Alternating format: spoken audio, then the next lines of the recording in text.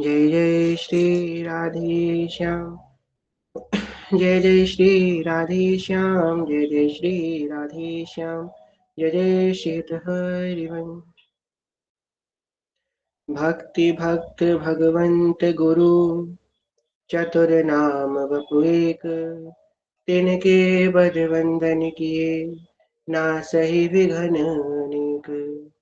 जनक सुता जग जननी जानकी अतिशय प्रिय करुणा निधान की।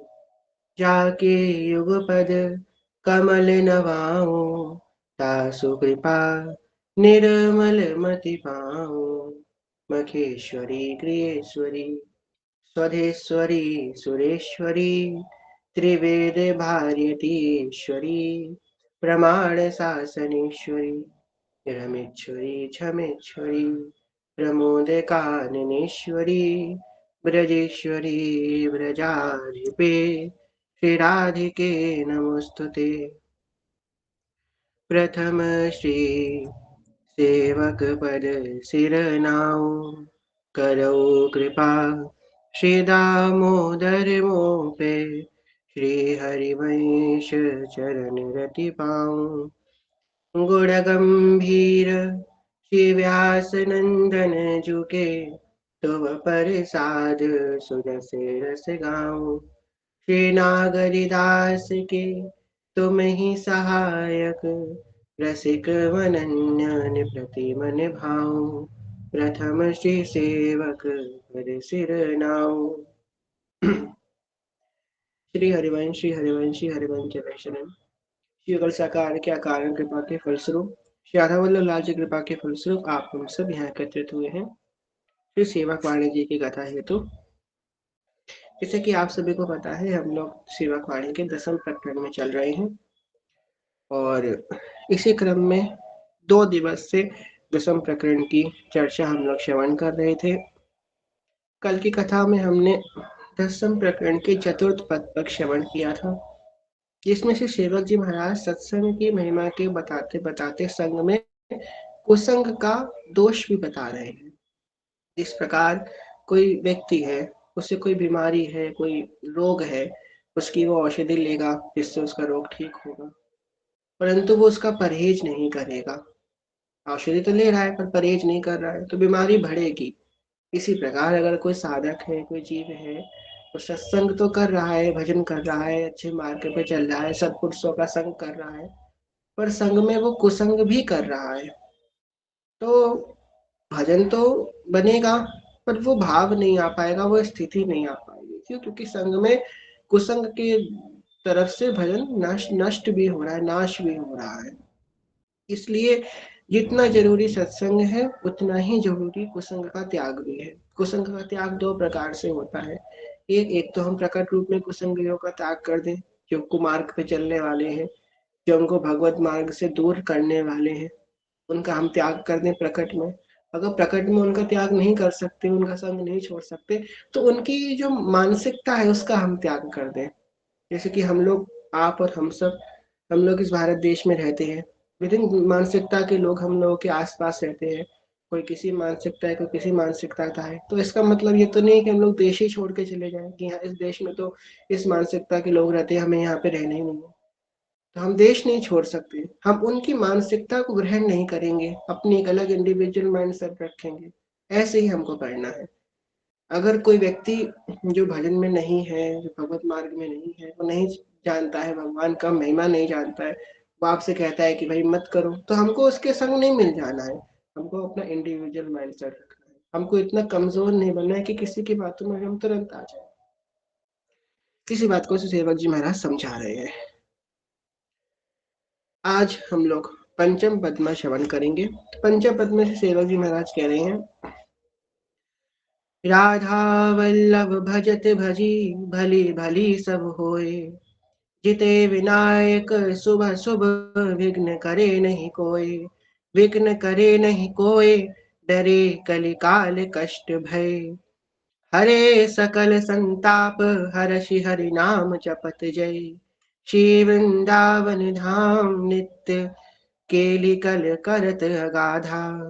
इत हरिवंश किशोर भजत भज श्री हरि राधा। ये पद गुरुदेव भगवान कई बार सत्संग में बोलते हैं। क्या कह रहे हैं? श्री राधा वल्लभ भजत भजे भली भली सब होए, और जिते विनायक शुभाशुभ विघ्न करे नहीं कोय। कि जो राधा वल्लभ का भजन करने वाले हैं, जो श्री ठाकुर जी के, जो प्रियलाल जी की निज जन है, जो उनके भक्त जन है, उनके रसिक जन है, उनका अगर हम भजन करते हैं, उनकी अगर हम सेवा करते हैं, तो क्या होगा? जिते विनायक शुभ शुभ विघ्न करे नहीं कोई। विनायक का मतलब क्या है? श्री गणेश जी महाराज का एक नाम विनायक है, जो विघ्नों को हरते हैं, विघ्नों को दूर करते हैं। कह रहे हैं कि जिस प्रकार से विनायक हर प्रकार के शुभ अशुभ विघ्नों को दूर करते हैं, ऐसे ही फिर भक्तों की जो चिंतन है, भक्तों का जो संग है, वो हमारे जीवन में आने वाले शुभ अशुभ विघ्नों को दूर करता है। अब यहाँ पे एक बात समझने की है, विघ्न तो अशुभ ही होते हैं, क्योंकि वो अमंगल जनक होते हैं। विघ्न का मतलब क्या होता है? जो किसी बाधा, किसी चीज में बाधा उत्पन्न करते हैं, तो अशुभ होते हैं। पर यहाँ पे से सेवक जी कह रहे हैं शुभ अशुभ विघ्न, शुभ विघ्न भी होते हैं। यहाँ पे वो व्यवहार की बात नहीं कर रहे हैं, हम परमार्थ की बात कर रहे हैं। परमार्थ मतलब भगवत मार्ग, मतलब ये भक्ति का मार्ग, ये ज्ञान का मार्ग, योग का मार्ग। जब जीव आत्मा से परमात्मा की तरफ जाता है, मतलब स्वयं के स्वरूप से भगवत स्वरूप की ओर जब बढ़ता है, तो उसके जीवन में बहुत सारी परिस्थितियां आती है। कुछ शुभ होती हैं और कुछ अशुभ होती है। बांधने वाली दोनों ही है। ये तो वही बात हो गई कि सोने की चेन से बंधो चाहे लोहे की चेन से बंधो, बंधे तो आप दोनों ही परिस्थितियों में हो। यही बात है। जब हमारे जीवन में बहुत ज्यादा अनुकूलता आ जाती है, तो भी हम भगवान का विस्मरण कर देते हैं। बहुत वैभव आ जाएगा या बहुत संपत्ति आ जाएगी और हम उसको झेलने लायक नहीं है, या अभी हम इतने काबिल नहीं है कि हम उस परिस्थिति में भी भगवान का चिंतन कर सके। सबसे पहले क्या होगा? भगवान का विस्मरण होगा। हम उतने इतने लिप्त हो जाएंगे उस सुख संपत्ति में, उस सुख में इतने लिप्त हो जाएंगे, भगवान का ही विस्मरण हम कर बैठेंगे।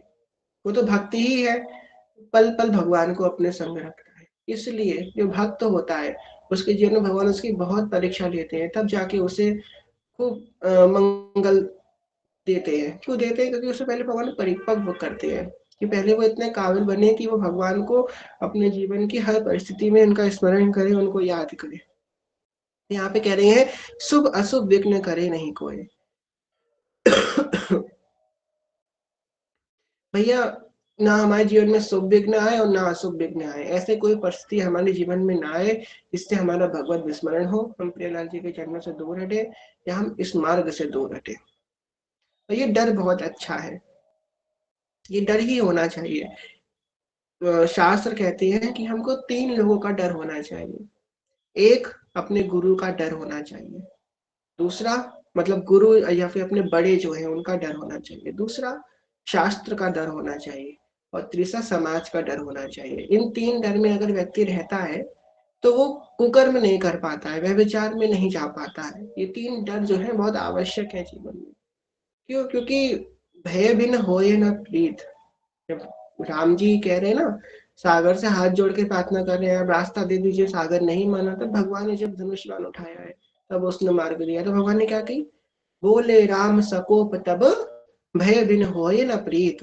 भय बिन होए न प्रीत। तो इस मार्ग में या किसी भी मार्ग में जब तक हम बंधेंगे नहीं, जैसे कि कुछ लोग होते हैं, कहते हैं हम भजन तो करेंगे, हम दीक्षा नहीं लेंगे, या हम भजन तो करेंगे पर हम कंठी नहीं पहनेंगे, हम भजन तो करेंगे पर कोई नियम नहीं लेंगे। क्यों जरूरत है नियम लेने की? कि बंधना बहुत आवश्यक है, बहुत आवश्यक है। एक मार्ग में बंधना। अभी हम इतने स्वतंत्र नहीं है।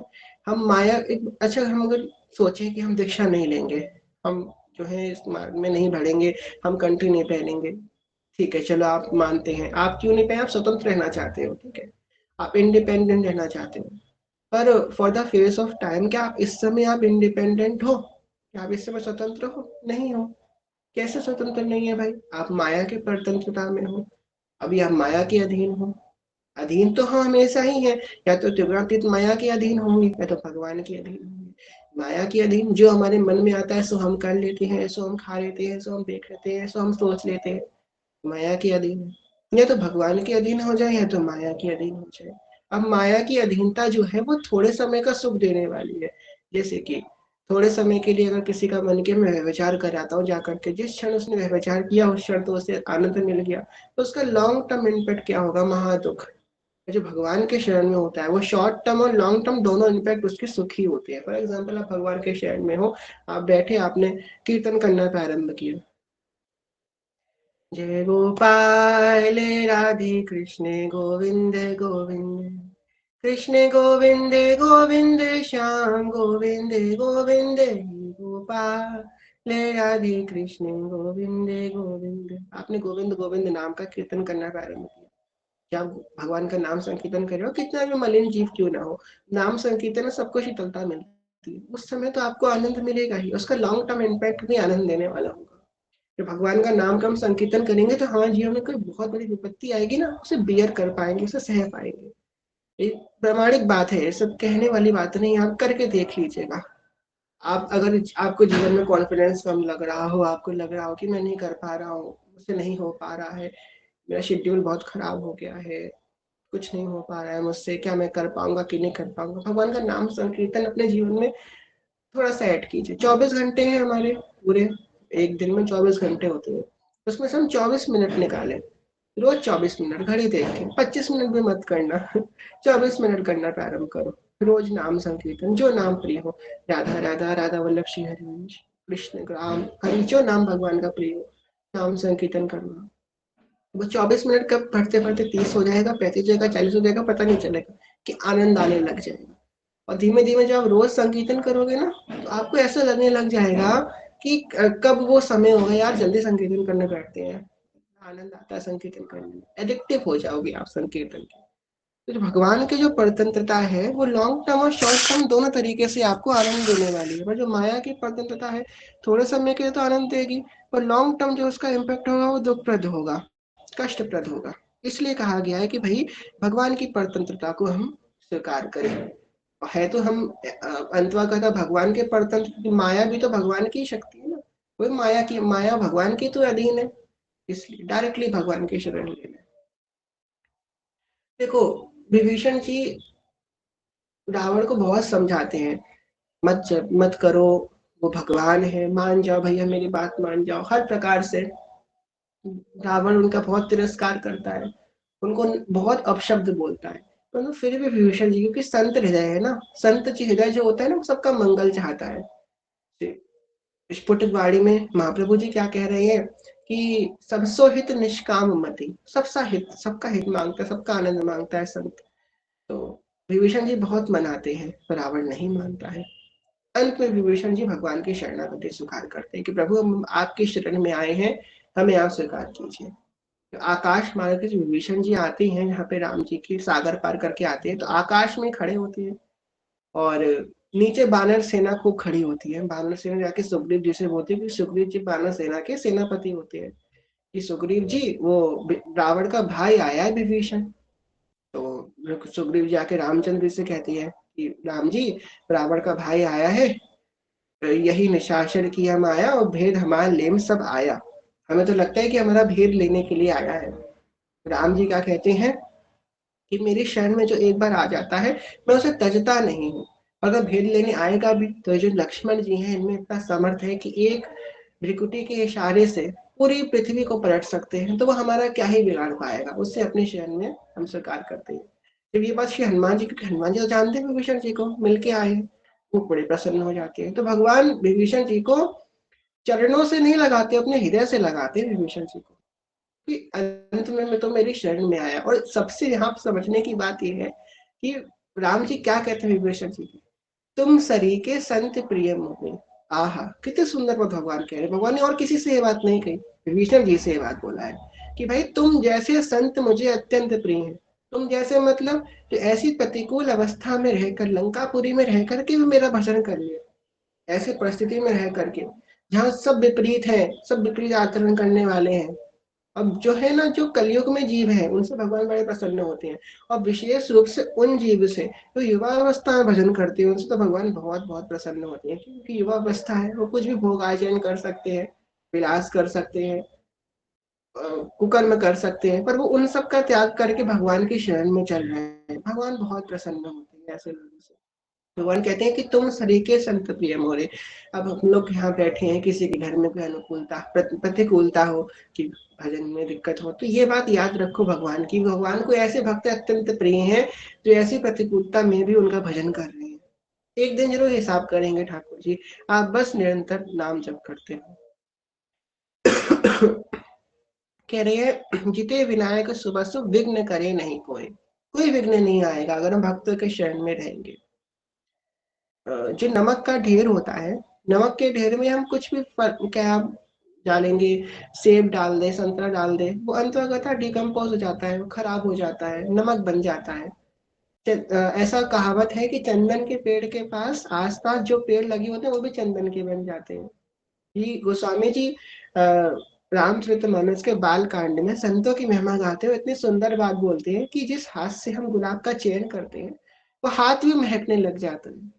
वही बात है, हम जब संतों के आसपास रहते हैं, संतों का संग करते हैं, भक्तों का संग करते हैं, तो भक्तों के संग से हमारा मन स्वतः पवित्र होने लग जाता है।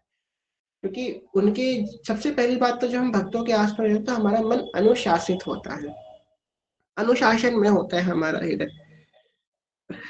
अंकिता सखी है कथा में कि नहीं है, आप लोग एक बात बताते हैं। अभी हम लोग गए थे, अभी श्री जी कृपा हुई तो बनारस जाने का मौका मिला, विश्वनाथ भगवान का दर्शन करने का। तो अंकिता सखी थी हमारे संग बनारस में, वो हमको विश्वनाथ जी का दर्शन करने ले गई। तो हम स्कूटी पे बैठे थे, वो आगे थी हम पीछे थे, ठीक है। तो जा रहे थे, किसी ने, कोई लड़का था जो बाइक से बगल से निकला, उसने कुछ कट मारा जिससे मतलब कुछ गाड़ी में हो सकता था। अंकिता सखी शांत रही, बोली भैया अभी अगर आप नहीं होते तो मैं इसे बहुत जोर से इसके ऊपर चिल्लाती। क्या था, ये था भक्त का प्रभाव, उसके संग का प्रभाव, क्योंकि अनुशासन जीवित हो जाता, उस समय ही अनुशासन हो जाता है। अगर हम नहीं होते तो वो गाली देती है, चिल्लाती है उसके ऊपर, उससे क्या होता, कुछ पाप बनता या मन थोड़ा अपवित्र होता। यही समझाने की एक बात हमने इसलिए बताई कि जितनी देर हम भक्त का संग करते हैं ना, उतनी देर ही हम अनुशासित रहते हैं, हमारे आचरण पवित्र हो जाते हैं भक्त का संग करने मात्र से। आगे फिर सेवक जी कह रहे हैं, विघ्न करे नहीं कोई डरी, कलिकाल कष्ट भय। जो कलिकाल है, जो महाकष्ट प्रदान करने वाला है, जरा मृत्यु रोग शोक, हर व्यक्ति परेशान है, हर व्यक्ति दुखी है, कुपित है, चिड़चिड़ा रहा है, कलिकाल में तांडव है कलिकाल का। कोई सोच रहा है मैं सुखी हूँ, कोई सोच रहा है मैं सुखी हूँ, पर सब महादुख में है। कभी आप देखिए आसपास, अपने ही नजर मान लीजिए कौन सुखी है, भ्रम में है। अगर कोई सुखी है भी तो वो भ्रम में है, वास्तविक सुख तो भजन में ही। और ये पहले हम ये बात सुनते थे जब हम भजन मार्ग में नहीं थे, भजन मार्ग में तो शुरू से थे, इतने डर नहीं थे, तो सुनते थे कि सिर्फ भगवान में ही सुख है। तो सोचते थे ऐसा तो नहीं है, भगवान में सुख है, और भी चीजों में सुख है। तो जब वास्तविक भजन मार्ग में लगे तो पता चला कि सच में सिर्फ भगवान में ही सुख है, किसी चीज में सुख नहीं है। सुख की इच्छा है, सुख की अनुभूति है, इल्यूजन है सुख का, वास्तविक रूप में सुख नहीं है। तो एक भजन है ना, जिनकी नजरों में मोहन समाये, वो नजर फिर तरसती नहीं है। जिनको एक बार श्री श्याम सुंदर से प्रेम हो जाता है, जिनसे लड़ जाते हैं, कहीं और सुख नहीं मिलता है। और अगर सुख हृदय भागने लगता है ना कहीं और सुख के बदले, तो घबराने लग जाता है भक्त, अरे ये क्या हो रहा है, नहीं जाना है कहीं और।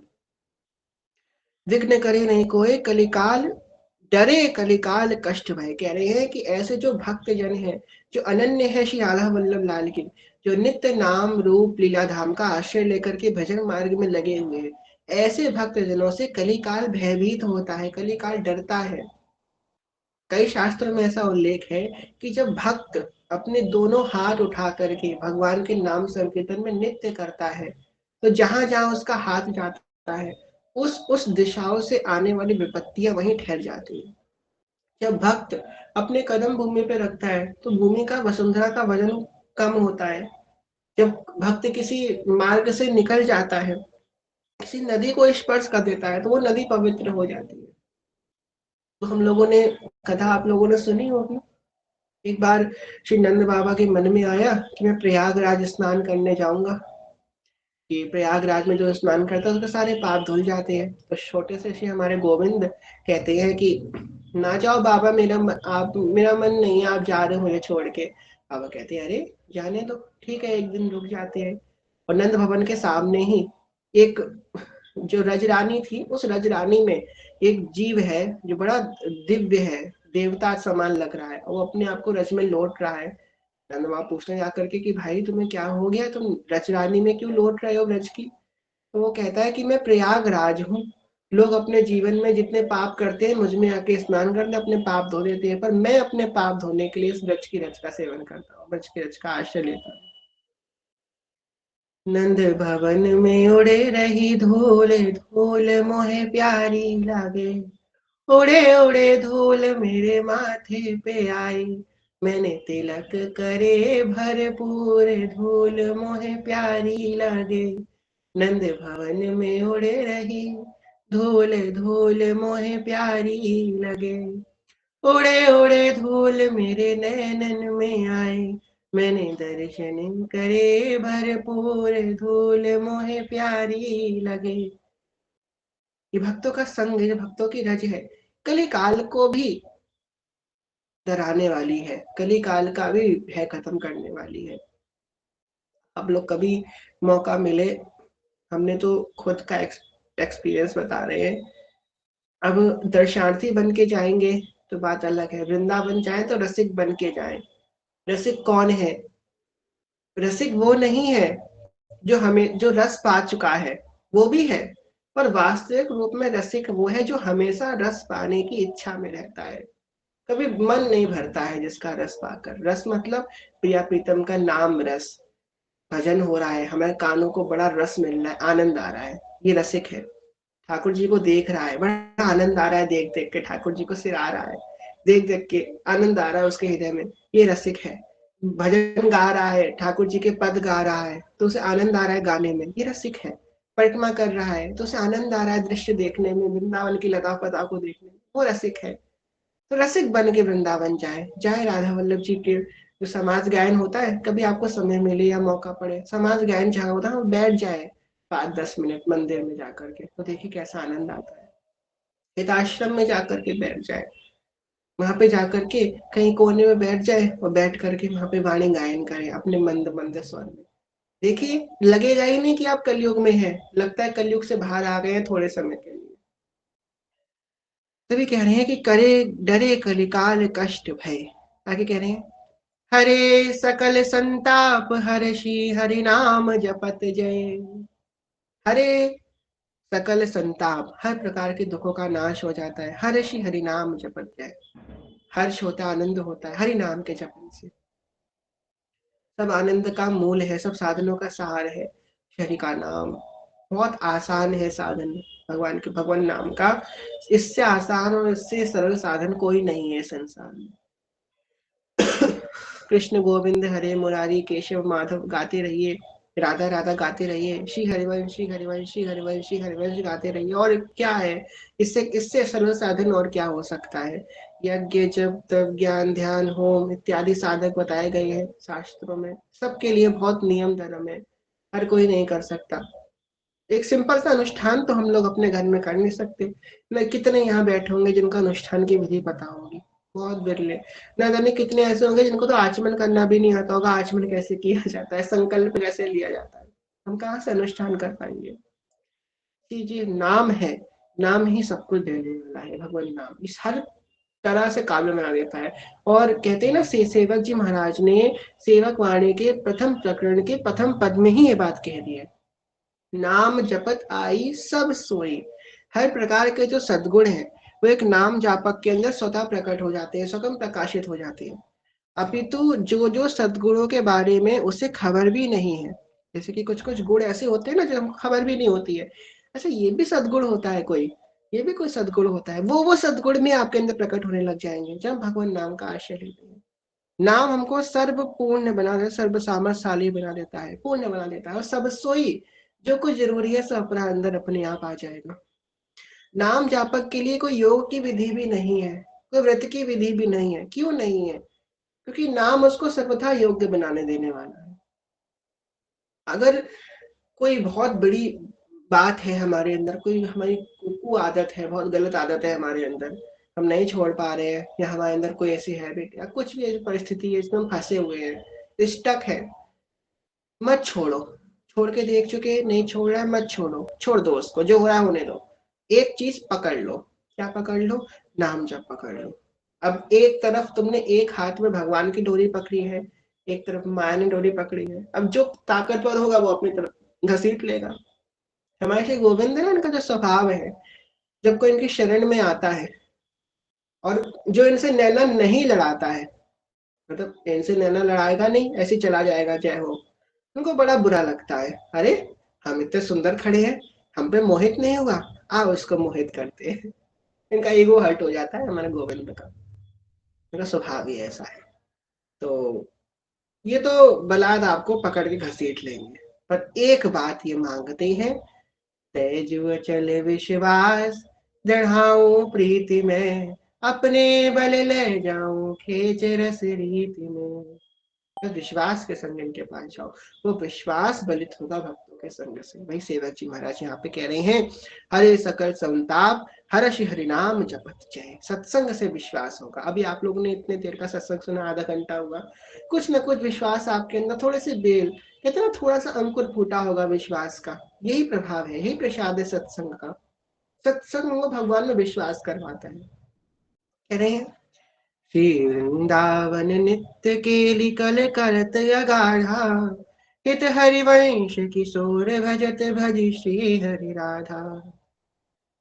हमारे साहिब जी एक बात कहते हैं कि हम जब श्री जी के सामने होंगे तो क्या क्या उनसे बोलेंगे। श्री जी मेरा भजन बढ़ा दो, श्री जी मेरे भाव बढ़ा दो, श्री जी मुझे जो है सखी भाव दे दो, श्री जी मेरा भजन में मन लगे, नाम जप में मन लगे, मंत्र जप में मन लगे, मुझे स्वरूप सिद्ध हो जाए, मेरे अंदर के विकार खत्म हो जाए, मेरा व्यवहार अच्छा हो जाए, ये हो जाए वो हो जाए। क्या क्या बोलेंगे, कितनी बड़ी लिस्ट थमाएंगे श्री प्रिया जी को। आज ही इसके सत्संग में हमने ये बात सुनी कि पुराना सत्संग होगा, आज ये बहुत सुंदर बात है। साहब जी कह रहे हैं कितने बड़ी लिस्ट पकड़ाएंगे श्री जी को, बस श्री जी से एक बात कहें। क्या कहें? सबे अंग गुणहीन हो, ताको यतन न कोय, एक किशोरी कृपाते, जो कछु होए सो होए। सो कृपाति सुगम नहीं, ताको कौन उपाय। चरण शरण हरि वंश की, सहज बने बनाए। प्रिया जी हम आपकी शरण में हैं, हम आपके शरणागत हैं। आपको हमको अपने योग्य बनाना है। आप ये उम्मीद मत रखना कि हम आपके योग्य बन जाएंगे, तब नहीं बन पाए तो आप क्या बन पाएंगे। आपको अपने योग्य बनाना है। वो बना लेंगी, नहीं बनाएंगी तो ऐसे ही पहुंचा देंगी। आप बस उनके शरण में रहो, वो उनकी हेडक है। आप क्यों इतना बोझ लेके दिमाग में घूम रहे हो? अरे करना है वो करना है, उनको जानो। ने बोल दिया ना वृंदावन में जाकर के, यमुना जी से बोल दिया, गिरिराज जी से बोल दिया, सेवा कुंज में जाके हिज्जू से बोल दिया, हिज्जू मैं आपका हूँ, आप मेरे हो, मैं शरणागत हो चुका हूँ, अब मुझे अपने योग्य बना लो। मैंने अपनी सारी जीवन की टोर आपके हाथ में सौंप दी है, अपने योग्य बना दो। और बोलना नहीं है, सौंप भी देना है, बस इतना करना है तुम्हें। अब तुम सौंपोगे भी नहीं तो बात गलत है ना। सौंप दो, अब पुरुषार्थ करना छोड़ दो। पुरुषार्थ का मतलब नहीं कर्म करना छोड़ दो, अपने नित्य कर्म नहीं। पुरुषार्थ का मतलब अब डटना बंद कर दो, अपनी जिद छोड़ दो, उनके हाथ में छोड़ दो, आप जानो। पर ये काम सूरवीर कर सकता है। हम लोग जैसे कोई कायर लोग नहीं कर पाएंगे, तो सूरवीर काम कर पाएगा, जो अपना सब कुछ उनके हाथ में छोड़ दे। और फिर कहते हैं ना, व्यास भरोसे कुंवर के सोवत पाप पसार, फिर प्रिया जो निभाती है। ऐसी स्थिति गुरु कृपा से आएगी, एक दिन हम लोग भी ऐसा काम करेंगे। बस उनके आश्रित होने से सब बात बन जाती है। श्री हित हरिवंश किशोर भजत भजी श्री हरि राधा। इस हरिवंश की जो हरिवंश जोड़ी है, जो ये जुगल जोड़ी है, इनकी कृपा से श्री प्रियलाल का भजन करो, वृंदावन का वास करो। वृंदावन का वास ही पूर्ण भजन है। कई बार कथा में बता चुके हैं, वास वृंदावन का पूर्ण भजन है, पूर्ण सिद्धि कराने वाला है। धामवासी के लिए हर सिद्धांत अलग है, हर सिद्धांत भक्ति मार्ग का सिद्धांत है, धाम वासियों के लिए बहुत बहुत अलग है। क्योंकि वो निज महल में निवास कर रहे हैं। कहाँ तक आप बचोगे भजन से? यहाँ पे कहते हैं ना, हम धाम से बाहर रह रहे हैं या धाम के चिंतन से भी बाहर रह रहे हैं, चलो अब भजन कर ले, चलो अब भजन करने बैठ जाए, या भजन नहीं हो रहा है धाम में, आप कहोगे अरे यार भजन छूट नहीं रहा है क्या करें, फिर दिन भर भजन ही होता रहता है, हम थक गए भजन करते करते, भजन ही नहीं छूट रहा है। यहाँ पे हम लोग कह रहे हैं यार भजन ही नहीं हो रहा है, विषय विषय सेवन हो रहा है। ये है धाम की कृपा। चलत फिरत सुनियत यहे श्री राधा वल्लभ लाल।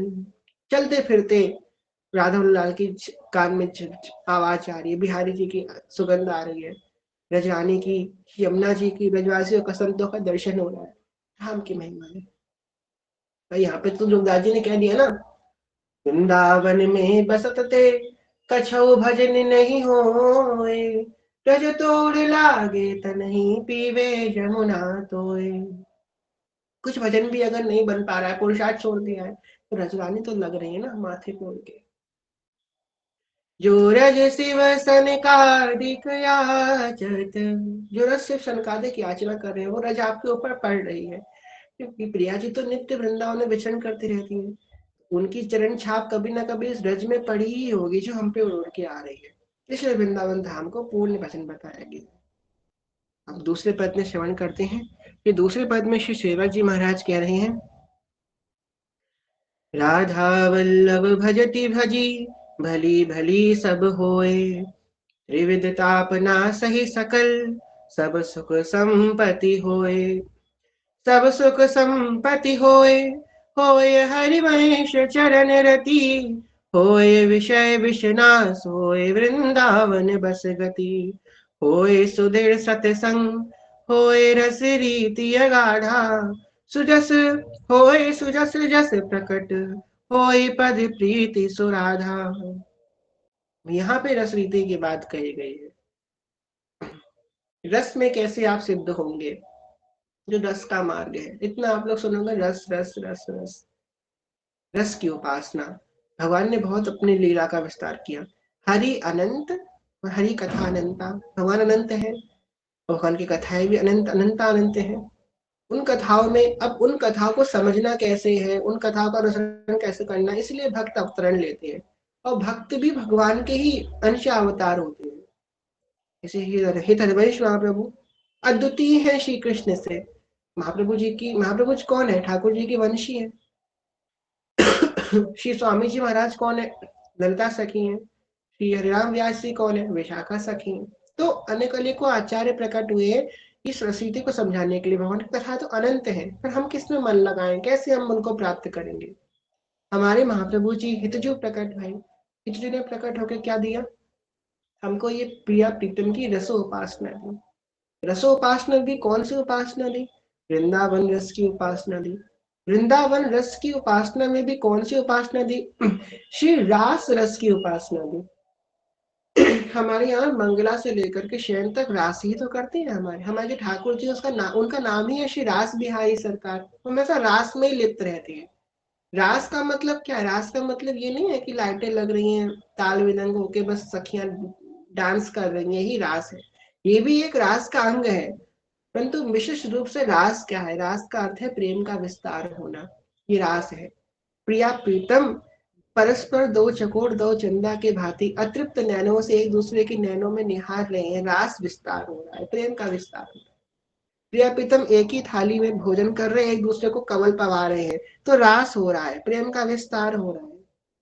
प्रिया प्रीतम जब सखी दर्पण दो मोद भरे, पाक भोग धरे, तो क्या कहे नहीं ना, श्रृंगार आरती में आता है, जब प्रियालाल को श्रृंगार करा के सखियों ने सामने दर्पण रख दिया, प्रियालाल ऐसे फंस गए हैं दर्पण में कि एक दूसरे को देखे जा रहे हैं, और नैन ही नहीं हट रहे हैं एक दूसरे से, प्रियालाल के फंस गए एक दूसरे के नैनों में। तो रास का विस्तार हो रहा है। रास का मतलब प्रेम का विस्तार होना। तो हमारे महाप्रभु जी ने हमको श्री रास रस की उपासना दी, रस की उपासना, प्रेम की उपासना दी। ये कैसे बढ़ेगी, इसकी बेली कैसे बढ़ेगी? अगर कोई साधक ये सोचे कि मैं एक गुफा में जाकर के बैठ जाऊंगा, सिर्फ नाम जप करूंगा, वाणी पाठ करूंगा, ना किसी से बोलूंगा, ना कि चालूंगा, ना किसी को मुंह दिखाऊंगा, और मैं भगवान की प्राप्ति कर लूंगा, उससे भी भगवान की प्राप्ति हो जाएगी। पर उस एकांत में जब भजन करेगा गुफा के अंदर बैठ करके, उस एकांत में उसके भजन के प्रभाव से अलग अलग संत, जो कि भगवान के भक्त जो हैं, संत जो हैं, वो तो अविनाशी है, तो वो प्रकट होकर उसे दर्शन देंगे, सेवक जी दर्शन देंगे, ध्रुवदास जी दर्शन देंगे, रूपलाल जी दर्शन देंगे। उनकी कृपा से उन्हें भगवान की प्राप्ति होगी। और यही कोई व्यवहार में रह करके भजन कर रहा है, वो भी संत का संग करेगा तो उसे भगवान की प्राप्ति होगी। चाहे आप ऐसे करो चाहे वैसे करो, होगी भगवान की प्राप्ति संतों के संग से ही। कि आत्मा और परमात्मा के बीच में महात्मा जरूर आता है, नहीं मिल सकती आत्मा परमात्मा से ऐसे। बहुत हम लोग बद्ध जीव हैं, कई बार बता चुके हैं, बद्ध जीव हैं, कोई गति नहीं है हमारी, हम भटके हुए हैं भगवान से। किस क्षण हमको थॉट मिली, जिस क्षण सेवक जी के शब्द सुने, मन कर्म वचन त्रिशुद्ध सकल मत हम श्री हित हरिवंश उपासी, जब सेवक जी ने हमको बताया कि अरे तुम श्री हरिवंश के उपासक हो, उस क्षण हमको गति मिली। हाँ, हम तो हरिवंश जन चुके हैं, हम तो हित चुके हैं, उस क्षण हमको गति हुई। भाई हम बद्ध जीव हैं, नहीं प्राप्त कर सकते। महात्मा हमारा हाथ ठाकुर जी के हाथ में पकड़ा। श्री ध्रुवदास जी ने सब विधि से प्रिया जी से वृंदावन मांग लियो, आखिरी में प्रिया जी से क्या कह रहे हैं, जिनको वृंदा विपिन है कृपा तिनहि की होए, वृंदावन में तब ही तो रह न पाइए सोए। ये प्रियाजू, ये वृंदावन जिनका है वही कृपा हम पे करेंगे तो ये वृंदावन मिल पाएगा। ये हितजू, हितजू का है वृंदावन, वो कृपा करेंगे तो दक्षिण मिल जाएगा, भाव मिल जाएगा, वृंदावन का वास मिल जाएगा। तो कहने का भाव यही है, भक्तों का संग है हर प्रकार के ताप का नाश करने वाला है। फिर सेवक जी महाराज कह रहे हैं, त्रिविध ताप नासहि सकल सब सुख संपत्ति होए। कह रहे हैं उसके तीनों प्रकार, भौतिक आदि दैविक आध्यात्मिक, तीनों प्रकार के तापों का नाश हो जाएगा। क्या होगा, सब सुख संपत्ति हुए, समस्त प्रकार की सुख संपत्ति। सुख संपत्ति का मतलब पैसा लिखता की बात नहीं हो रही है, सुख संपत्ति का मतलब विश्राम आनंद, उसकी प्राप्ति उसे हो जाएगी। तीन प्रकार के कर्म बताए गए हैं, गतिमान, प्रारब्ध और संचित। अब संचित कर्म तो उसी क्षण नाश हो जाते हैं जीव के, जिस क्षण वो हरि शरणम हो जाता है। आज से मैं मन कर्म वचन से भगवान का शरणागत हूँ, मुंह से बोल दिया और आचरण करने लग गया शरणागत वाले, दोनों चीजें हैं। जो जो प्यारो करे सोई में भावे, सुबह शाम बोल रहे हैं, पर काम वो कर रहे हैं जो मन को चाहता है। मन कह रहा है कि ये खा लो तो ये खा ले रहे हैं, मन कह रहा है वहां चले जाओ तो वहां चले जा रहे हैं, मन कह रहा है ये सुन लो ये देख लो तो वो सुन लो वो देख रहे हैं। तो वो शरणागत थोड़ी ना हुआ, वो तो आप माया के शरणागत हो। अब मन को मार ना सीखो, मन कर रहा है ये खाने का, अरे नहीं खा सकते, हम भगवान के शरणागत है। ये देखने का, अरे नहीं देख सकते, भगवान के शरणागत है। बांधना सीखो मन को, भगवान का शरणागत का आचरण कर रहा है, भगवान का शरणागत है। और रोज कह रहा है कि प्रभु मैं आपके शरण में हूँ, इसको कहने मात्र से क्या हो जाएगा, उसके जो संचित कर्म है वो नाश हो जाएंगे, वो खत्म हो जाएंगे, और उसके गतिमान कर्म पवित्र हो जाएंगे। गतिमान कर्म जो अभी कर रहे हैं हम, अभी आप और हम सब 1 घंटे बैठे, हम लोगों ने भगवान का सत्संग सुना, श्री ठाकुर जी का चिंतन किया, उनके नाम की महिमा सुनी, धाम की महिमा सुनी, तो ये हमने पुण्य किया, मतलब सत्कर्म किया। तो ये हमारा गतिमान कर्म हमारा चल रहा है। अब यहाँ से जा करके हम किसी की फोटो देखेंगे, किसी की वीडियो देखेंगे, अरे ये ऐसे कर रहे हैं, हम ऐसे कर रहे हैं, दो दर्शन करेंगे, कर्म बन जाएगा, गलत कर्म बन जाएगा। तो कहने का भाव ये है घुमा फिरा के कि संचित कर्म तो हमारे खत्म हो गए, गति मन पवित्र हो गए। अब प्रारब्ध की बात है, प्रारब्ध जो है वो तो हमें भोगने पड़ेंगे। अब प्रारब्ध भोगने में जो हमारी स्थिति होने वाली थी, भगवान के शरणागत में नहीं थे, तो वो स्थिति हमारी नहीं होगी, सरल हो जाएंगे, बहुत आसानी से हमारे प्रारब्ध कट जाएंगे। भक्त के न जाने कितने प्रारब्ध तो भगवान जो है सपनों में काट देते हैं। कभी कभी कोई व्यक्ति पूछता है ना कि भैया हमको स्वप्न आया कि हमारा एक्सीडेंट हो गया है, हमको स्वप्न आया कि हमारे संग कुछ बहुत बुरा हो गया है, तो ये भक्तों के संग होता है, ये शास्त्र में वर्णन है। वाणियां कहती हैं कि जब ऐसे स्वप्न हमको आते हैं तो भगवान हमारे उस प्रारब्ध को स्वप्न में टाल देते हैं। मतलब होने वाला था हमारे संग, पर क्योंकि हम उनके शरण में, उनके प्रिय हैं, उनके भक्तों के हम प्रिय हैं, उनकी सेवा में हम हैं, इसलिए भगवान हमारे बुरे बुरे प्रारब्धों को स्वप्न में ऐसे ही टाल देते हैं, निकाल देते हैं हमारे प्रारब्धों को। तो संचित, गतिमान, संचित, क्रियामान और प्रारब्ध, तीनों कर्म जो है हमारे पवित्र हो जाते हैं अगर हम भगवान के शरण में हो जाते हैं। आगे कह रहे हैं, सब सुख संपत्ति होए, होए हरिवंश चरण रति, कि हरिवंश चंद्र के चरणों में हमारी रति हो जाती है, हरिवंश वाणी में, हरिवंश नाम में, क्योंकि प्रेम मूल यह नाम है। कई बार बता चुके हैं, अगर आप सेब का बीज बोएंगे तो सेब ही निकलेगा। अब सेब का बीज बोकर आप सोचें कि मुझे केला प्राप्त हो जाए, तो आपसे बड़ा मूर्ख कोई नहीं है। आप अनार का बीज बोए और सोचे कि मुझे सेब प्राप्त हो जाए, मूर्खता है। जिसका बीज बोएंगे वही हमको प्राप्त होगा। अभी आप और हम माया का बीज बोते हैं, सिंचन कर रहे हैं, तो माया तो मिलेगी। कहने का भाव ये है कि अगर हम हरिवंश नाम का बीज बोएंगे तो हमें प्रेम की बेली मिलेगी, कि प्रेम मूल यह नाम है, और प्रेमी रसिक जपत यह नाम। सेवक जी कह रहे हैं, प्रेम मूल यह नाम है और प्रेमी रसिक जपत यह नाम, जिनको प्रेम प्राप्त हो गया वो भी इस नाम का जपन कर रहे हैं। प्रेम का घनीभूत रूप, प्रेम का पूर्ण स्वरूप ही ये नाम है, हरिवंश नाम। तो अगर इस नाम में, इस धाम, इनकी वाणी में हम आश्रित हो जाएंगे तो प्रेम सहज प्राप्त हो जाएगा। खैर ये तो टॉपिक थोड़ा अलग हो जाएगा, इसकी चर्चा फिर हम लोग कभी विस्तार से करेंगे। सेवक जी यहाँ पे कह रही है कि संतों के संग से क्या सिद्ध होगा, उसका हरिवंश चरणों में रति हो जाएगी, अनन्यता आ जाएगी, शरणागति हो जाएगी हरिवंश चरणों में। आगे कह रहे हैं, होए विषय विसनाश, होए हर वृंदावन बस गति। जो विषय विष में वो फंसा हुआ है, विषय वासना में फंसा हुआ है, विषय का जो विष है उसका नाश हो जाएगा, और वृंदावन बस गति, जो वृंदावन वास की जो गति है वो उसे प्राप्त हो जाएगी। या तो प्रकट में वृंदावन वास मिल जाएगा, या तो हर समय 24 घंटे 365 दिन उसके हृदय में 24/7 उसके अंदर क्या रहेगा, वृंदावन की गति रहेगी, वृंदावन का भाव प्रतिष्ठित रहेगा। दो रूप से कृपा करते हैं महाप्रभु जी, या तो वृंदावन वास दे देंगे या तो ऐसी गति दे देंगे जो हर समय वृंदावन का चिंतन बना रहेगा। दोनों ही समान है। सुख संपत्ति, सब सुख संपत्ति होए श्री हरिवंश चरण रति, हो होए विषय विनाश, वृंदावन बस गति। जो विषय विषय उसका नाश हो जाएगा, विषय वासनाओं का नाश हो जाएगा। होए सुदृढ़ सत्संग, होए रस रीति गाधा। ये बहुत सुंदर बात यहाँ पे कही गई, समझने वाली बात है। होए सुदृढ़ सत्संग। सत्संग बहुत कॉम्प्लेक्स चीज है, बहुत बड़ी चीज है, और सत्संग आपको हर जगह मिल जाएगा।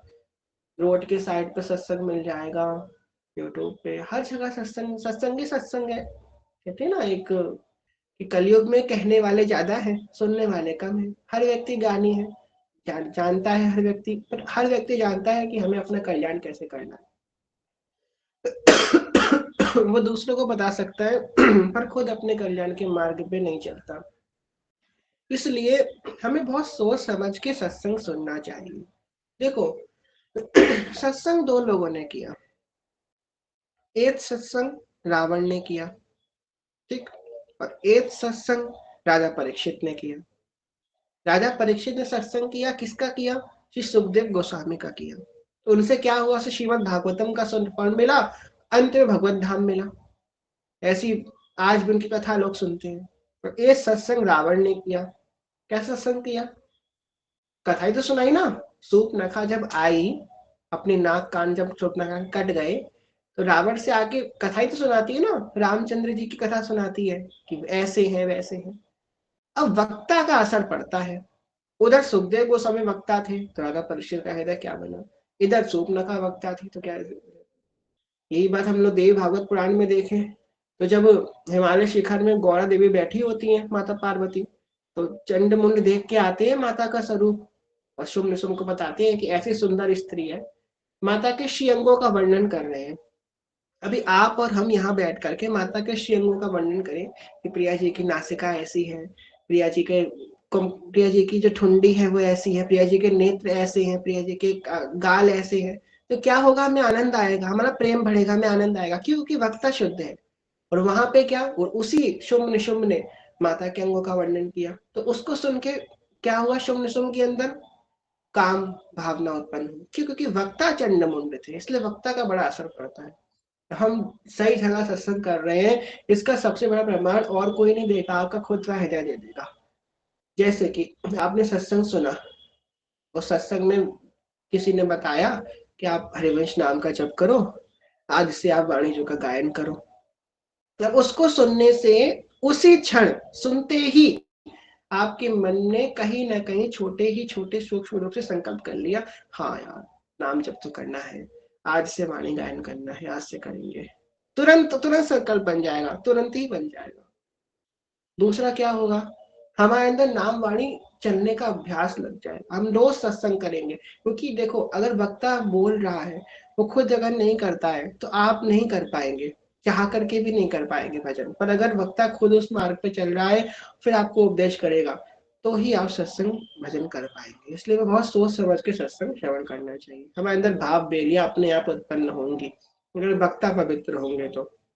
यही बात श्री सेवक जी महाराज कह रही है कि होए सुदृढ़ सत्संग, कि सुदृढ़ सत्संग होता है भक्तों के संग से, तो दृढ़ सत्संग है जो आपको भजन में स्थिर करने वाला है। सुदृढ़ सत्संग बोलने का तात्पर्य यह है कि ऐसे भी सत्संग है उपस्थित, उन्हें सत्संग नहीं बोलेंगे, उन्हें बोलेंगे कुसंगी, पर समाज ने उनको सत्संग का नाम दे रखा है। ऐसे भी लोग हैं जिनको सुनने से ही आपका भगवान मार्ग में, भक्ति मार्ग में, श्री कृष्ण में निष्ठा खत्म हो जाएगी। ऐसे भी लोग हैं संसार में। तो कह रहे हैं होए सुदृढ़ सत्संग, होए रस रीति अगाधा, ऐसे भक्तों का संग करने से अच्छा सत्संग होगा जो आपको रस रीति में प्रेम करवाएगा, हरिवंश रीति सुलभ होने लग जाएगी। जब हम लोग नए नए आते हैं इस भक्ति मार्ग में या हरिवंश मार्ग में, जब नए नए आते हैं तो बहुत कॉम्प्लेक्स लगती है यहाँ की उपासना, क्या करना है क्या नहीं करना है, क्या है रस रीति, निकुंज कैसा है, मंगला कैसे होती है, ये कैसा है वह कैसा, बहुत कठिन होता है। जब हम नेक्स्ट सत्संग करते हैं तो एकदम सरल हो जाता है, धीमे धीमे सब ग्रंथियां खुलती चली जाती हैं, सब समझ में आता रहता है कि 84 जी क्या है, सेवक वाणी क्या है, भूरी सखी के पद क्या है, प्यार शीला क्या है, सब धीमे धीमे खुलता चला जाता है। यही है सुदृढ़ सत्संग की महिमा। कह रहे हैं होए सुदृढ़ सत्संग और रस रीति अगाधा, रस रीति अधा बढ़ती रहती है, रस रीति में प्रेम बढ़ता रहता है। अंत में बड़ी सुंदर बात कह के सेवक जी विश्राम कर रहे हैं, होए सो जैसे जैसे प्रकट होए पति प्रीति सुराधा। भगवान का सुजस आपके अंदर प्रकट होगा। एक स्थिति भजन में ऐसी आती है, जब उठते बैठते चलते फिरते जो भक्त है वो अपने आप भगवान की जो सुयस है उसका चिंतन करने लग जाता है। अब हमें नहीं पता आप में से कितने लोगों के अंदर ऐसा भाव है, जैसे कि हम बैठे हैं और बैठे बैठे अपने आप मन में आने लगा, क्या महिमा है मेरे हित जो की, क्या उन्होंने ऐसी कृपा करी, जो निगम ब्रह्म परसत नहीं, जो रस सत्य दूर की, प्रकट हरिवंश रस का जीवन में, मेरे लिए महाप्रभु जी ने उस चीज को प्रकट किया। बैठे बैठे ऐसी उनकी महिमा का चिंतन चल रहा है, कभी ठाकुर जी की महिमा का, कितने हमारे ठाकुर जी दयालु हैं, श्री गिरिराज जी को धारण किया, ब्रजवासियों की रक्षा करी। प्रिया जी की कोई महिमा चल रही है, प्रिया जी कितनी कृपालु है, उन्होंने किशोरी शरण जी पे, उन्होंने बस किशोरी किशोरी अपनी पत्नी को पुकारा, प्रिया जी चली आई। जो रस खान थे उनके लिए प्रिया जी चली आई, गुलाब खान थे उनके लिए प्रिया जी चली आई, कितने कितने संत हुए जिन्होंने ऐसी झूठे में राधा राधा पुकार दिया, उनके लिए प्रिया जी चली गई। कितनी भोरी है, कितनी करुणामयी मेरे सामने जो ऐसे बैठे बैठे अपने आप चिंतन होने लग जाता है। ये है सुदृढ़ सत्संग की कृपा। जब हम दीर्घ काल तक सुदृढ़ सत्संग करते हैं तो उसकी कृपा से ये सब हमारे अंदर आने लग जाता है, हमारा भजन चालू हो जाता है। सबसे बड़ी बात यह है, भजन अगर कभी अटक गया आपके जीवन में, कितने बैठे हैं, अप्स एंड डाउन आते हैं, जब इस सिद्धावस्था आती है तब सम हो जाता है, पर शुरुआत में अप्स एंड डाउन सबके जीवन में आते हैं, कभी भजन बहुत अच्छा हो रहा है, कभी नहीं हो रहा है। तो ये आपको कहते हैं ना, एक मेडिसिन बताते हैं, अगर कभी भी अप्स एंड डाउन भजन में आ रहे हैं ना, तो सत्संग करना प्रारंभ कर दो। आपका भजन नहीं हो रहा है, नाम वाणी नहीं चल रही है, आप सोचोगे अरे यार नाम वाणी तो हो नहीं रही, कथा क्या सुनूंगा, तुम कथा सुनो तो नाम वाणी अपने आप चलेगी।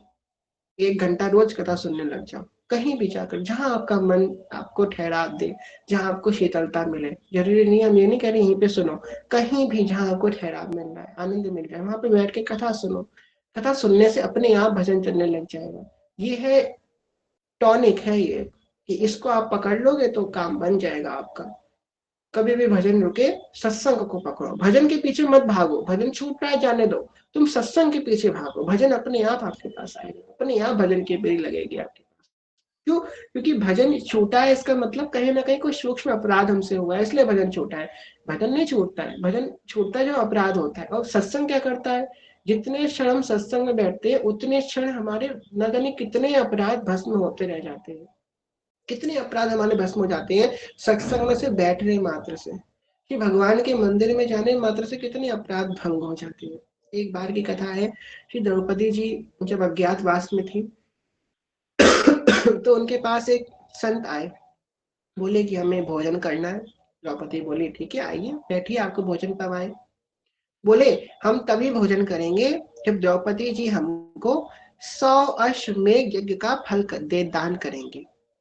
सब पांडव के सोचने लगे कि भैया हमने तो एक भी अश्वमेध यज्ञ नहीं किया, 100 का पुण्य कैसे दे देंगे। द्रौपदी जी बोली हाँ महात्मन, मैं आपको 100 अश्वमेध यज्ञ का पुण्य दूंगी, फिर आप भोजन कीजिए। महात्मन परीक्षा लेने आए थे, बड़े प्रसन्न हुए। द्रौपदी जी ने संकल्प लिया कि मैंने अपने जीवन में जितने अश्वमेध यज्ञ किए हैं उसमें से मैं 100 अश्वमेध यज्ञ का फल इन महात्मा को देती हूँ। अब दे दिया, फिर भोजन ग्रहण कर लिया। जो महात्मा चले गए, पांडवों ने पूछा अरे आपने कब अश्वमेध यज्ञ किए, वो भी 100 यज्ञ कर लिए, हमें तो पता ही नहीं चला। तो बोले, द्रौपदी क्या बोली कि हम जब भगवान के मंदिर में जाते हैं तो जितने कदम हम चल के जाते हैं उतना कदम का फल एक अश्वमेध यज्ञ के बराबर होता है। मैं रोज भगवान के मंदिर जाती हूँ सेवा करने, मैंने जाने कितने असंख्य अश्वमेध यज्ञ कर लिए। तो भक्त इतना, कहते हैं ना, मतलब पिटारी महाराज जी हमारे कहते हैं कि भक्त इतना पुण्य कर लेता है, इतना पुण्य कर लेता है कि भक्त का जो खाता है वो चित्रगुप्त लिखना ही बंद कर देते हैं, थक जाते हैं लिख लिख के उसका पुण्य, कहते हैं हमें लिखना ही नहीं है।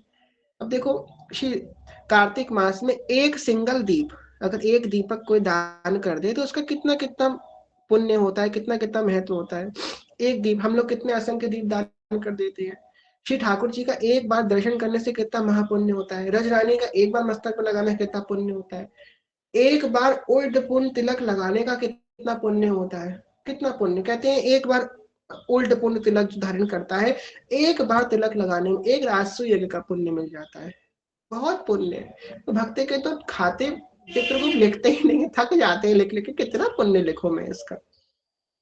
उसका खाता तभी कहते हैं ना, भक्त का खाता खत्म हो जाता है, क्योंकि लिख ही नहीं पाते हैं, वो चाह करके भी नहीं लिख पाते, इतने तो पुण्य हो जाते हैं भक्त के।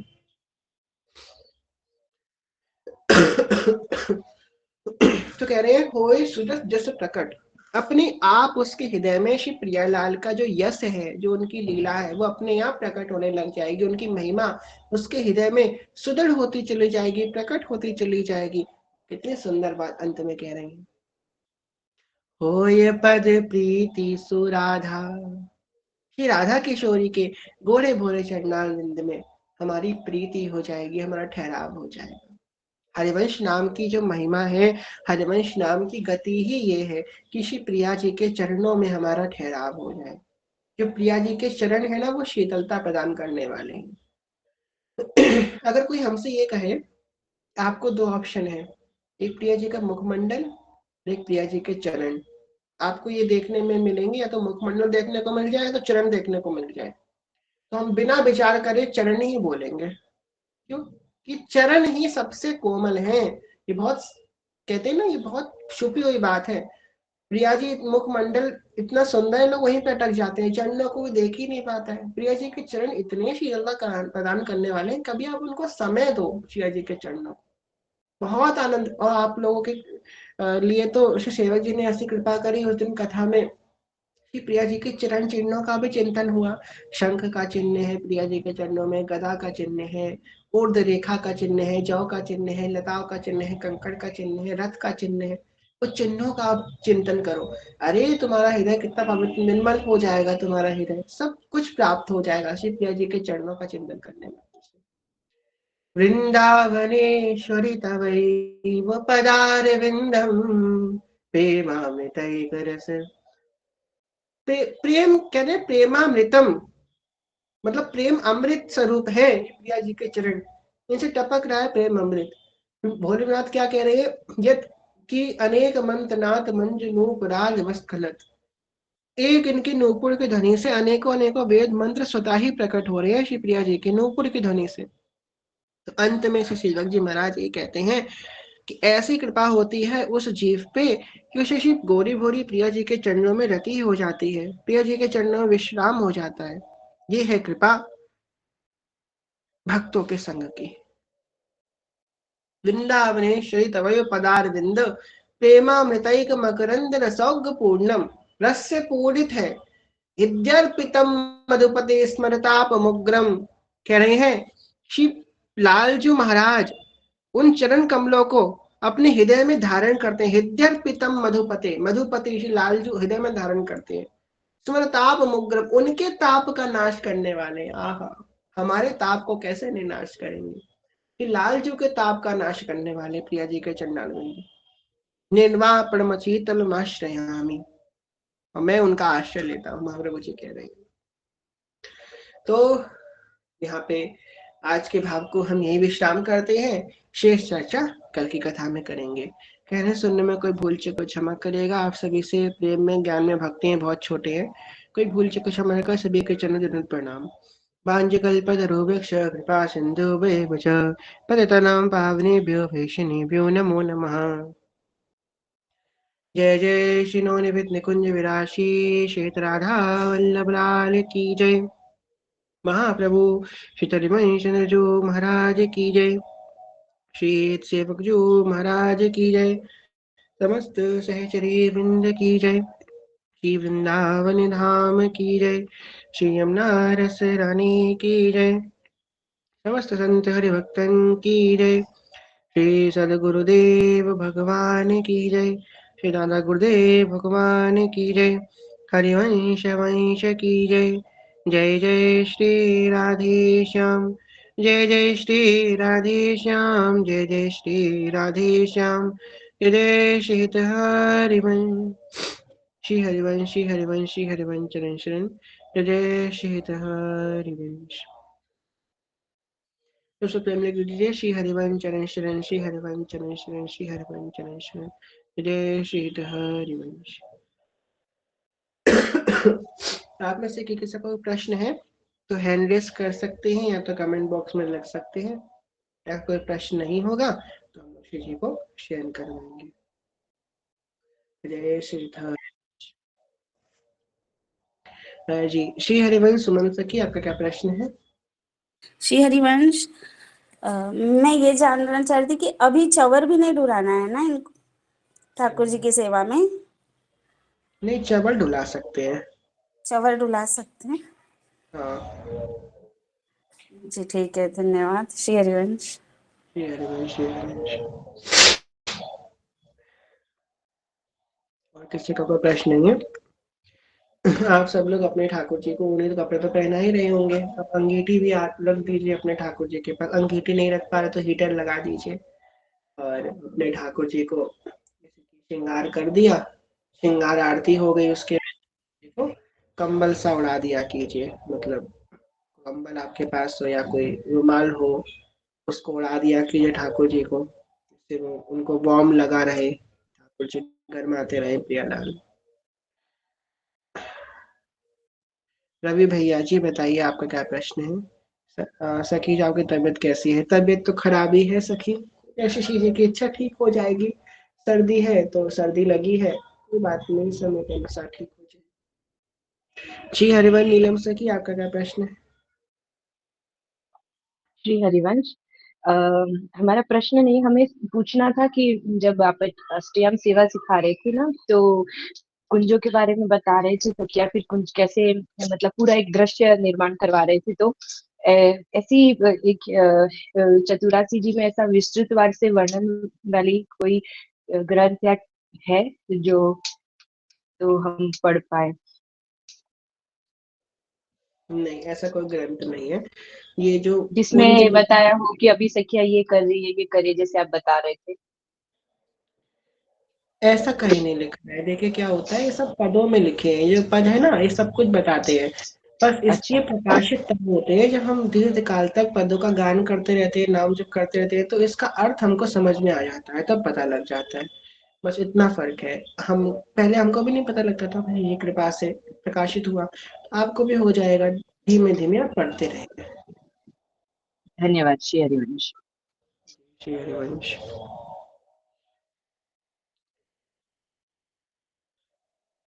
आप एक दिन में 27 लाख नाम जब कैसे कर लेते हो, हम पे भी कर। एक दिन में नहीं था, उसके नीचे हमने लिखा था 1 महीना, एक दिन नहीं है। श्री हरिवंश भैया, मोर छड़ी भी नहीं डुला सक, नहीं नहीं, मोर छड़ी नहीं डुलानी है, उससे तो हवा होती है ना, ठाकुर जी को मोर छड़ी नहीं डुलानी है।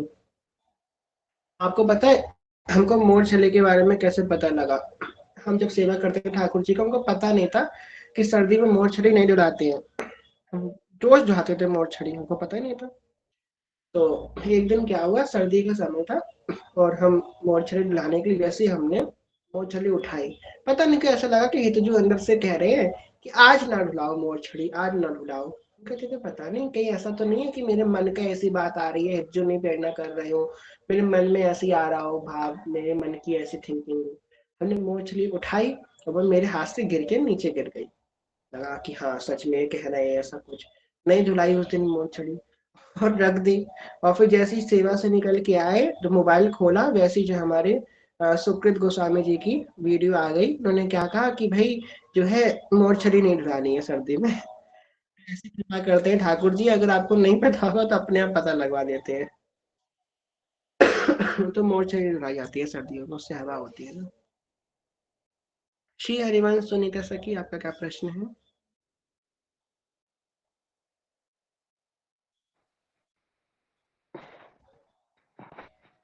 श्री हरिवंश भैया, जी श्री हरिवंश। आवाज आ रहा है भैया? जी जी आ रहा है। ये बोल रहे थे भैया, जैसे कि हम 10,000 ये श्री हरिवंश कर रहे हैं, 10,000 राधा नाम, तो फिर मैं जैसे कि दोनों का अथवा कर सकते हैं ना, जैसे कि दोनों मिला के 20,000 हुआ, तो उसे काउंट कर सकते हैं ना हम कि इतना किए हैं एक दिन में? नहीं, अपने ग्रुप में हरिवंश नाम का संकल्प चल रहा है, तो आप बस हरिवंश नाम ही लिखवाइए, राधे नाम आप मत लिखवाइए, सिंपल 10,000 लिखवा दिया कीजिए। अच्छा, मतलब कि जैसे कि 10,000 हम राधा नाम कर रहे हैं या 10,000 श्री हरिवंश, तो उतना ही लिखवाना है ना? हाँ जितना करना है उतना ही लिखवाना है, दोनों को आप ऐड मत कीजिए, दोनों अलग अलग ही रखिए। हरिवंश नाम आप मत लिखवाइए, राधा नाम लिखवा दीजिए। ठीक है, श्री हरिवंश भैया, बस यही प्रश्न था। ठीक है श्री हरिवंश। जिन लोगों को नहीं पता है उनको बता दें कि अपने वृंदा विपिन कुंज में 100 अरब श्री हरिवंश नाम का प्रण चल रहा है। तो हम सब लोग हरिवंश नाम करते हैं, उसके बाद लिखवा देते हैं कुंज में कि इतने हरिवंश नाम हमने करे, इतने करे, इससे वो आपकी जो सेवा होती है हरिवंश नाम की वो ऐड हो जाती है।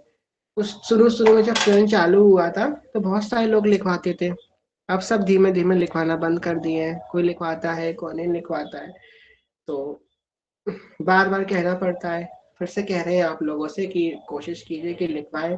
नहीं करते हैं तो एक माला ही करें कम से कम हरिवंश नाम की। आप रोज कथा सुनते हैं है ना, कुंज में हम कथा सुन रहे हैं, तो कम से कम इतना तो कुंज में सहयोग करें कि नाम जब लिखवाएं। आपका नाम जब हम कोई किसी के पास नहीं जा रहा है, वो जगत मंगल के लिए श्री जी के चरणों में समर्पित किया जा रहा है। ठीक है, हम लोग रोज कहते हैं विश्व का कल्याण हो, पर विश्व के कल्याण के लिए हम क्या करते हैं? हम सब कहते हैं ना सबसो हित निष्काम मति, पर सबसो हित हम कैसे कर रहे हैं? अपने घर में बैठ के हम सबसो हित कैसे करेंगे? 108 बार श्री हरिवंश नाम करें, श्री हरिवंश श्री हरिवंश, कितना मिनट लगता है? 3-4 मिनट लगते हैं 108 बार श्री हरिवंश नाम करने में, करें कटाकट और फिर लिखवा दी एक माला श्री हरिवंश नाम की, श्री जी को समर्पित, समर्पित हो गई श्री जी को। वो आपकी सेवा 100 अरब में ऐड हो गई। इससे बड़ा बात ये नहीं हो सकती, क्योंकि अगर आपने 100 अरब के संकल्प में सहयोग किया तो उससे क्या होगा, आपको 100 अरब का पूरा फल मिलेगा, भले आपने 1 माला लिखी हो, चाहे 10 माला लिखी हो, चाहे 100 माला लिखी हो। सबसे बड़ी बात तो ये है। इसके पूर्व भी हम लोगों ने जब प्रारंभ किया था, उस समय संस्कृति सखी थी, उनको याद होगा, हम लोगों ने 1 करोड़ से प्रारंभ किया था। 1 करोड़ राधा नाम का संकल्प। और श्री जी की ऐसी कृपा हुई थी कि कुंज की सखियों ने इतना नाम जप किया था कि 3 दिन के अंदर 1 करोड़ राधा नाम पूरा हो गया था। आज 100 अरब चल रहा है, तो आप लोग ऐसे ही सहयोग करते रहे, से हम लोग बढ़ते रहे आगे, चलता रहे। श्री हरिवंश भैया, हमारा प्रश्न है कि मंदिर में इतना स्पेस नहीं है कि भगवान को सुला सकूं, तो क्या अलग से स्टडी टेबल पर सुला सकते हैं? अच्छा, 10 लाख था, जय हो। और 10 लाख था, और 10 लाख से अब 100 अरब तक पहुंच गए। श्री जी ने ऐसी कृपा करी, हमें तो याद ही नहीं था 10 लाख था। ठीक है, ऐसी कृपा श्री जी ने करी। हाँ, तो आपके पास अगर स्टडी टेबल है तो आप उसको सुला सकती हैं, पर फिर उसको शुद्धता का ध्यान रखिएगा। ऐसा नहीं है कि आप स्टडी टेबल पे भगवान को सुला रही हैं, जब भगवान उठ गए उसके बाद पोंछ पाछ के आप उस पर थाली रख के खाना भी खा रही हैं, उस पर कोई बैठ भी रहा है या और भी कुछ कार्य उस पर हो रहे हैं, तो भगवान के लिए ही यूज हो जाएगी, फिर आप उसका और चीज में यूज नहीं कर सकते। अगर आपका मंदिर छोटा भगवान को नहीं सुला सकती है तो उनको ऐसे बैठा दीजिए। हम भी भगवान को, हम अपने पर्सनल अपने घर की बात बताएं, तो हम भी जो है भगवान को लेटा के नहीं सुलाते। हम भगवान के जो श्रृंगार है उसको ढीला कर देते हैं, उनको कंफर्टेबली उनको कपड़े पहना देते हैं, इससे वो आराम से ठीक है, वो कंफर्टेबल पोजीशन में बैठा देते हैं, बैठ जाए, कंबल उम्बल उड़ा के टोपा वोपा लगा के अच्छे से उनको बैठा देते हैं, और फिर लाइट बंद कर देते हैं, भाव करते हैं, बस सो गए। जरूरी नहीं है कि आपको भगवान को लटाना ही पड़े। भगवान को ऐसे खड़े, अब रामलला है अयोध्या में, रामलला तो ना लेटते होंगे बार बार बेड पे जा करके, फिर बार बार उठते होंगे, रामलला तो ऐसे खड़े रहते हैं। बड़े बड़े जो श्री जगन्नाथ जी, जगन्नाथ ना लेटते होंगे जाकर के, खड़े रहते होंगे, द्वारका जी सब लेटते होंगे जाकर के। तो जरूरी नहीं है कि आप भगवान को लिटाएं, ये रस का भाव है, भाव से उनको लिटा दीजिए, मन से भावना कीजिए मैं ठाकुर जी को लिटा दिए, उनको बैठाए भी रखें तो वो शेयर कर सकते हैं। हे जो कृपा से 2 साल हो गए, जय हो जाए। तो आप सभी से प्रार्थना है कि नाम नाम जब लिखवाए, क्या होता है कि शुरू में सब लिखवाती है, फिर धीमे धीमे एक्साइटमेंट चली जाती है, तो सब लिखवाए। जय श्री हरिवंश। तो अब मेरे ख्याल से और किसी का कोई प्रश्न नहीं है, तो हम लोग चीजें को शेयर करवाते हैं। श्री हरिवंश। अखियों में नींद